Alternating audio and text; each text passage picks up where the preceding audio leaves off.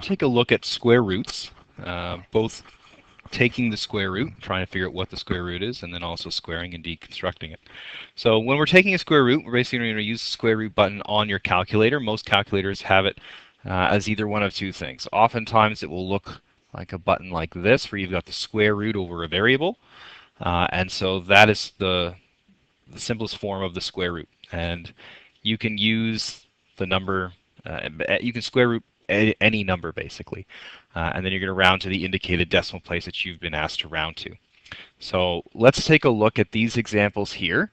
And so you're going to be asked to round to 2 decimal places. So even if there's no decimal place that's involved, you're still going to include this particular piece. So I've got square root 81. So on my calculator, and every calculator is again a little bit different, so you have to practice with your own. On mine, I have to put in the square root button first, and then I put in 81, and then I hit my equal sign, and it tells me that the square root of 81 happens to be 9. Now, because I'm rounding it to 2 decimal places, I'm going to include the 2 zeros that would go after. Okay, so that's 9 decimal 0, 0. I'll just close off that 9. The next example here is the square root of 158. So again, I have to put in on my calculator. Again, yours may be slightly different. So I'll put in the square root of 158, and then that's going to equal, I'm going to put approximately, that's going to be approximately 12 decimal 57. So I'm going to round up to 12 decimal 57 because on my calculator it gives me 12.5798 and then numbers thereafter. So if I'm rounding to 2 decimal places, I round that 9 up to a 7, and so it becomes 12.57.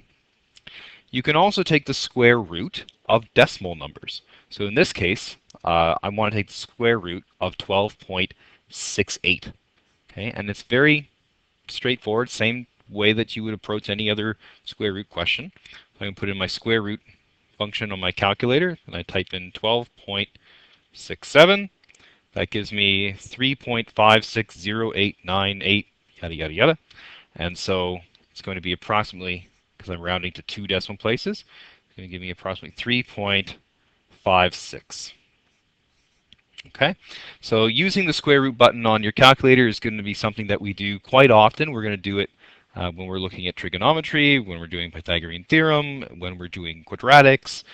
So being able to use our square root button is an important skill to have over the life of this particular course. So we're also going to be able to try and solve for a squared variable equation. So in this case, we want to know how to undo a square. So we're going to take the square root of both sides.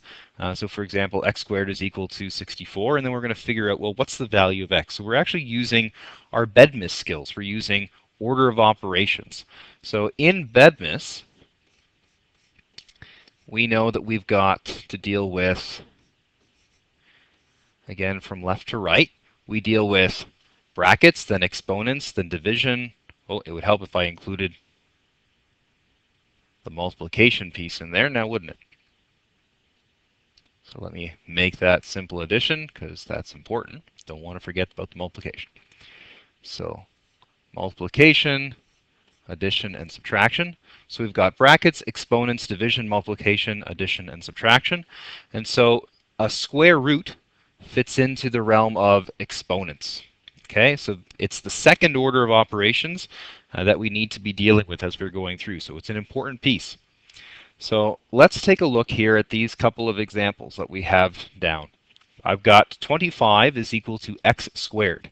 So I want to get that x all by itself, that variable all by itself. So if I want to do that, I need to do the opposite operation of squaring a variable, or any number for that matter. And the opposite operation of squaring something is to take the square root. So I'm actually going to rewrite this. And again, what you do to one side of the equation, you have to do to the other. So I'm actually going to take the square root of both sides. So that square root actually cancels out the square. So I'm just left with x on the right-hand side of the equation. And the square root of 25 is 5. So therefore, x equals 25. In the example in the middle here, I've got, again, x squared is equal to 64. Well, again, I want to get x all by itself. I don't want it to be multiplied because, again, x squared means x times x, and I only want one x. So what I need to do is I need to get that x squared all by itself. So I'm actually going to do the opposite operation of squaring that x. Okay, I'm going to write that a little neater. So I'm going to take the square root of x squared, and I'm also going to take the square root of 64. Again, what I do to the left-hand side, I must do to the right-hand side. So what I end up with is x is equal to 8. Now, the last example here on the right-hand side here is a little bit more complicated. I've got 9 squared is equal to x squared plus 13. Okay, so if I follow my rules of Bedmas, we can first simplify what 9 squared is. So if I put in my calculator 9 squared is the equivalent of 81. So I'm just going to write in 81. I still haven't dealt with my x squared, nor have I dealt with my plus 13. So what I need to do now that I've simplified this equation is I need to figure out what the x squared is. I need to get this x term all by itself. So if I want to get the x term all by itself, I have to actually use the reverse operation of Bedmas. I actually have to go backwards in Bedmas. So I need to deal with any addition or subtraction to strip it away from the right-hand side where the variable is, and I need to move that plus 13 over to the left-hand side of the equation. So I get the variable term all by itself on one side. And in order to get that variable term all by itself on one side of the equation, I actually need to subtract 13 from both sides.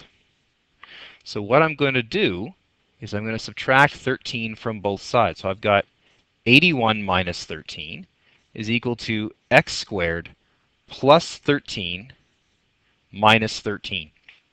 Okay, so that means that on the right-hand side of the equal sign, positive 13 minus 13 equals 0. So those two cancel each other out, which means that on the right-hand side, I just have x squared. On the left-hand side, I'm left with 81 minus 13, and that's something that I can simplify. So 81 minus 13 is equal to 68. Okay, and now this 68 is equal to x squared is exactly the same as the other two examples that we did on the left and in the middle. So what I'm going to do is I'm going to take the square root of both of these numbers, okay, because the variable still represents a number. So I'm going to do square root 68 is equal to the square root of x squared. Okay, and I'm going to square root both sides. So x squared, or sorry, the square root of x squared is just x, and the square root of 68 is actually equal to approximately, I'm going to call it 8.2. Okay, so 8.2. I'll put in the approximate sign there. So in order to go through and figure out the square roots, what you need to do is, again, do the opposite operation of squaring something. The opposite operation of squaring something is using the square root. And as we saw in the example here on the right-hand side, sometimes that requires a couple additional steps that might require you to move other numbers and other pieces from one side of the equal sign to the other. But ultimately, once you get the variable term all by itself, you can do the square root of it and figure out what the other side is going to be.